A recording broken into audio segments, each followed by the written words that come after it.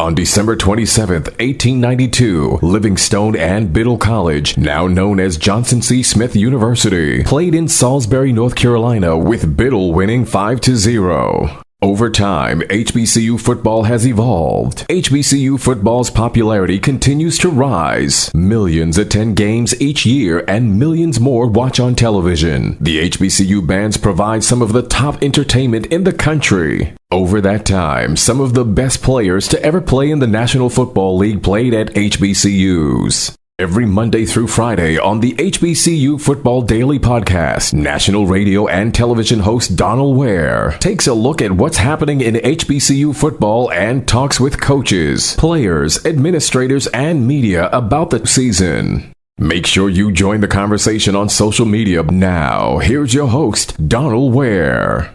This is the HBCU Football Daily Podcast for today, Wednesday, July 26th.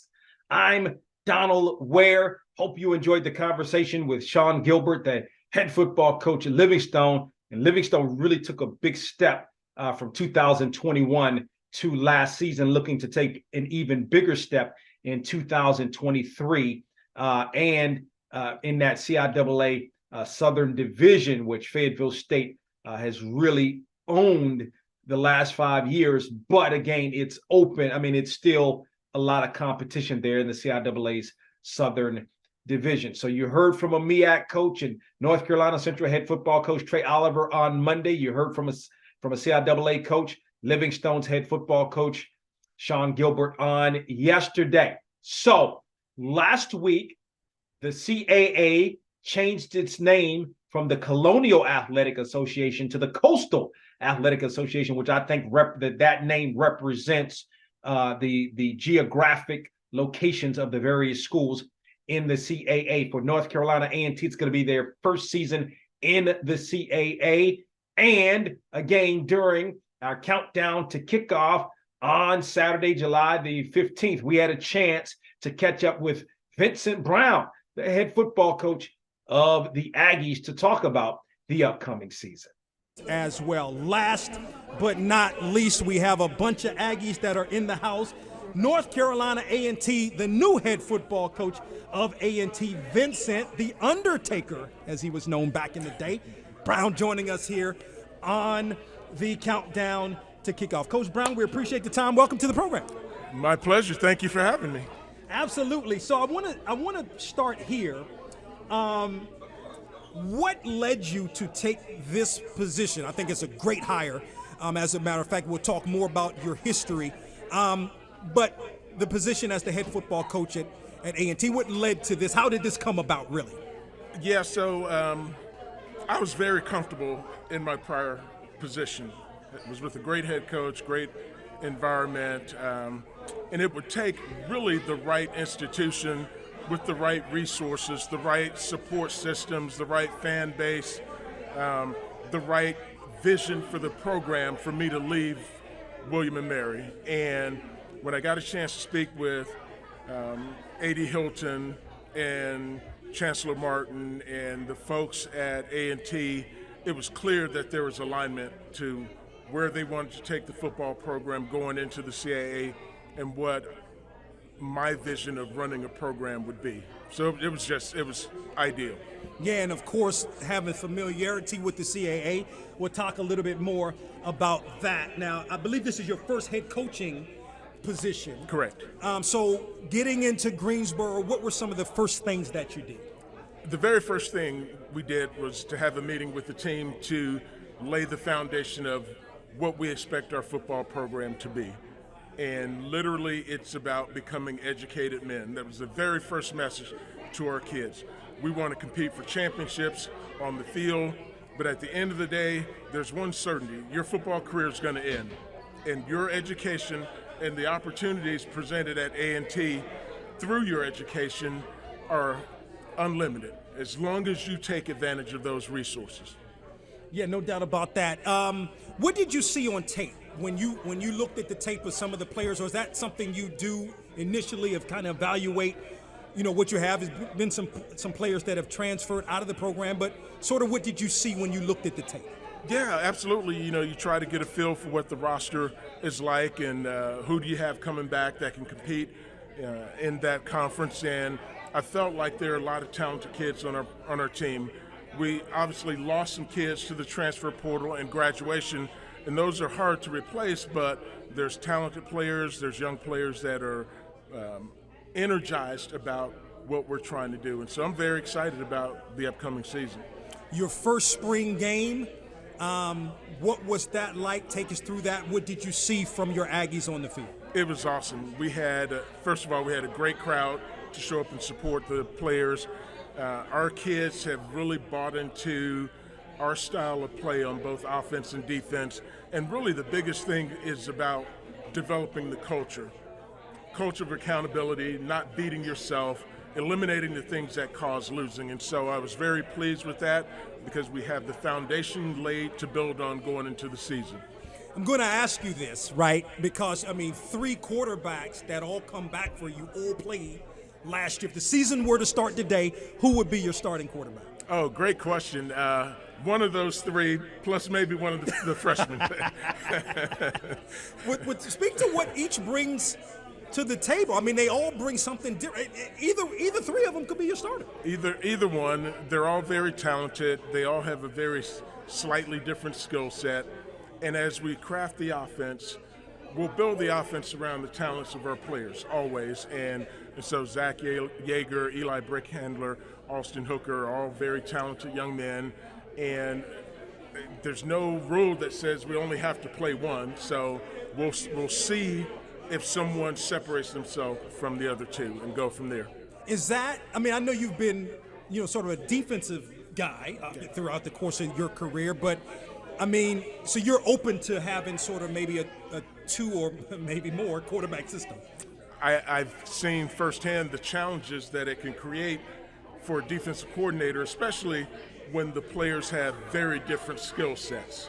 And so we just want to make sure we're putting the best players, the most dependable players in position to do what their God-given talents allow them to do to give us the best chance to win. Your philosophy, speak to them both offensively and defensively. So, big picture-wise, eliminate the things that cause losing. Those are penalties, mental mistakes, defensively poor tackling, offensively blown assignments, and turning the ball over. So don't beat yourself first and foremost. And then we really want to be a physically rugged, run the football first, take shots offense, and defensively keep the ball in front of us, not let people get behind us and stop the run. For you, speak a little bit to the coaching staff, and you actually kept a couple of the coaches from the previous staff. Yeah, putting together the staff is probably the most critical component in laying the foundation for what you want to do. And I think we have one of the best staffs in FCS football. We have coaches on our staff that have played and coached in the NFL, that have played and coached in national championship games, that have played and coached and won conference championship games, HBCU, PWI, NFL, and first and foremost, they're great teachers and mentors. And so I feel like we got a great staff that'll help us lay the foundation for what we're going to need to be able to do to compete in the conference. A&T has a very passionate fan base. Now, I'm sure you've already seen that already. But how have you taken to Aggie land, and how have the Aggies responded to you to this point? It's been great. I've embraced the passion. Hey, I love the fact that the fans expect to win. We expect to win. Are you going to win every game? Maybe not, but we expect to win every game that we go out in. And when you have passionate fans, they help build the foundation. Our fans are already giving back to Aggie athletics and to football in particular. And so, we're excited about our fan base. We understand the challenges ahead, and we're going to build on what we have in place so far. Your Coach Mike, you coached under him for, you were under him for so many years, going back to the Howard days. William and Mary, which I think is a plus when you're talking about having played a CAA school coming now with A&T coming into the CAA. What has he meant? Going back to Richmond in Virginia, you were part of that national championship That's team, right. I think in 08, That's Richmond. Right. What has he meant to you, as a mentor? He's been tremendous. He's been like a big brother.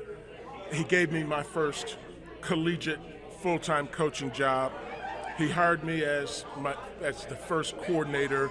He's given me opportunity after opportunity, and really has shown me that it's okay to be loving. It's okay to be respectful. It's okay to treat people with dignity and respect. And you can coach the kids hard, but you don't have to denigrate them, demean them to get the best out of them. And I was just on a call with them night before last, and it was just awesome. He's been a tremendous blessing in our lives. How did you get that name, The Undertaker? Where does that come from? Yeah, well, so as most people know, I'm an HBCU grad myself. I went to Mississippi Valley, and back during the time that I was there, my teammates were Jerry Rice, Jerry World Rice, Willie Satellite Totten, and they said when I hit people, I tried to bury them in the ground, and so hence the name Undertaker stuck. Yeah, no doubt. And in your time in the league, what do you remember most about that 3-time All-Pro selection at linebacker, played under Bill Parcells, and then was an assistant coach with him with the Cowboys, I believe in 2006, I think that was his last year. Yep. Sort of speak to your time in the league and then being coached by Bill Parcells. Yeah, so, it's a blessing to get to play in the NFL, and I try to share, I don't talk a lot about my NFL career with our players other than there's a process to getting there, and it starts with the very first day you set foot on campus and laying the foundation and building step after step after step after step. And you'll look back in 4 or 5 years and you're a completely different player than you were when you came in. And then, my experience with Coach Parcells, hard-nosed, disciplined, fundamentally sound, don't beat yourself, eliminate the things that cause losing, take advantage of the talent that you have, not trying to build the schemes or fit your players into, your systems. And so, Coach Parcells, Al Groh, those have been tremendous mentors for me over the years. Do you talk with Coach Parcells? Have you talked with him? Every once in a while. We primarily communicate via text message. When I got the job here at A&T, I got a message from him saying congratulations. I thanked him for his support and mentorship over the years. And he said, look, you were an easy one because you tried to do things the right way.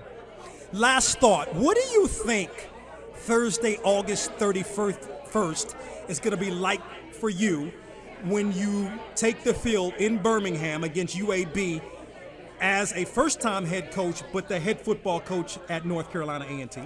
I'm just going to live in the moment, make sure that our kids and our team is mentally and physically prepared, and go out and compete at a high level and know what the big picture for the 2023 season is all about. Coach Brown, we appreciate the time. Good luck to you and the Aggies this season. Thank you so much. So Vincent Brown, again, conversation with him, the head football coach, the new head football coach of North Carolina A&T and A&T's first season in the CAA. So that's going to wrap it up for today's HBCU Football Daily Podcast. Again, Monday through Friday, we're getting you set for the upcoming HBCU football season. Don't forget to tell a couple of friends about the HBCU Football Daily Podcast, where, of course, you can watch on the BOXTOROW YouTube page. You can also download and listen to us at BOXTOROW.com as well as iHeartMedia.com. Talk with you tomorrow. We hope you enjoyed this episode of the HBCU Football Daily Podcast. You can also listen to the podcast at BOXTOROW.com, iHeartMedia, or wherever you get your podcasts. Don't forget to get your HBCU football fix on BOXTOROW with Donal Ware each weekend on the radio station near you, and on SiriusXM on HBCU, Channel 142, and on ESPNU Radio on SiriusXM, Channel 84. Follow us on Twitter and Instagram at BOXTOROW for the latest in HBCU football, and don't forget to tell a friend.